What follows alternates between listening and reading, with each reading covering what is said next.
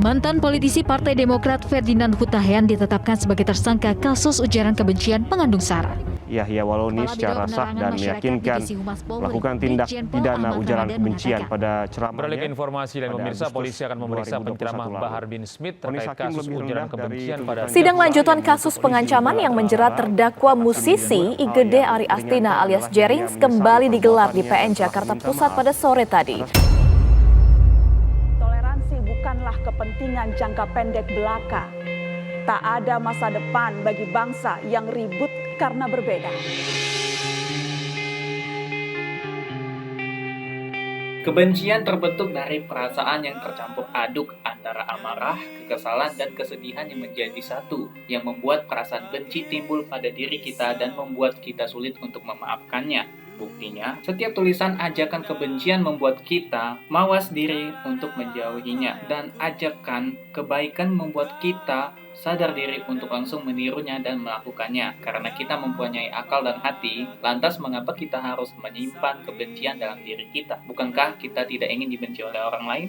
Perkenalkan, nama saya Briandi Tirputra. Perkenalkan, nama saya Anggun Pailina. Perkenalkan, saya Ari Wibowo. Perkenalkan, nama saya Alkat Agung Rizky. Perkenalkan, nama saya Bayu Irawan. Berikut beberapa kasus ujaran kebencian yang terjadi di negara kita yang tercinta, Indonesia.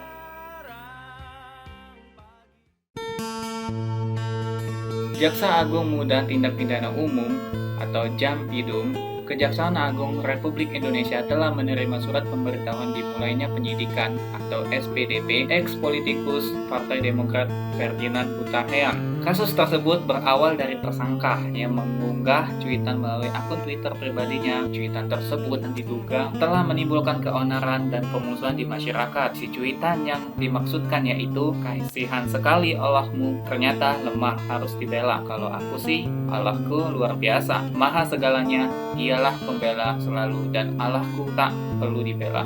Atas perbuatannya itu, pasal yang disangkakan kepada tersangka yaitu pasal 45A ayat 2, pasal 28 ayat 2, Undang-Undang Nomor 19 Tahun 2016 tentang Informasi dan Transaksi Elektronik, dan atau pasal 14 ayat 1 dan 2 Undang-Undang Nomor 1 Tahun 1946 tentang Peraturan Hukum Pidana, dan atau pasal 156A KUHP. Yahya Wallauni divonis hukuman 5 bulan penjara oleh majelis hakim atas kasus ujaran kebencian melalui ceramahnya. Dia juga diberi hukuman denda sebanyak 50 juta rupiah subsidiar 1 bulan kurungan.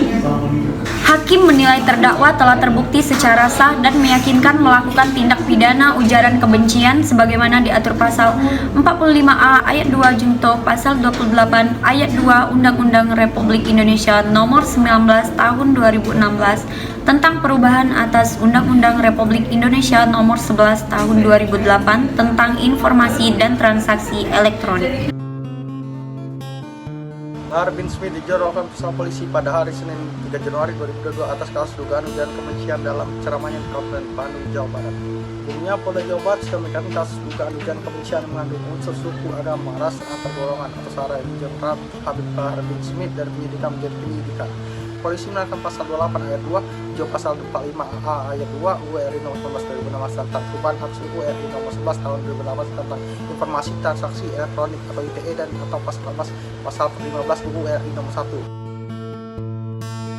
Pengadilan Negeri Denpasar menggelar sidang perdana musisi Igede Ari Astina atau Jering SID secara online terkait postingan IDI Kacung WHO.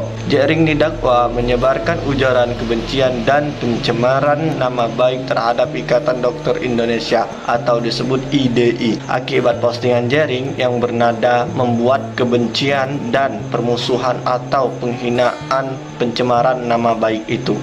Ikatan Dokter Indonesia merasa terhina dan dibenci oleh sebagian masyarakat Indonesia. Perbuatan terdakwa Igede Ari Astina alias Jering sebagaimana diatur dan diancam pidana dalam pasal 28 ayat 2 junto pasal 45 ayat 2 Undang-Undang Nomor 19 Tahun 2016 tentang perubahan atas Undang-Undang Nomor 11 Tahun 2008 tentang Informasi dan Transaksi Elektronik junto pasal 64 ayat 1 KUHP. Berpikirlah sebelum bertindak. Posisikan diri kita seandainya kita diperlakukan seperti itu.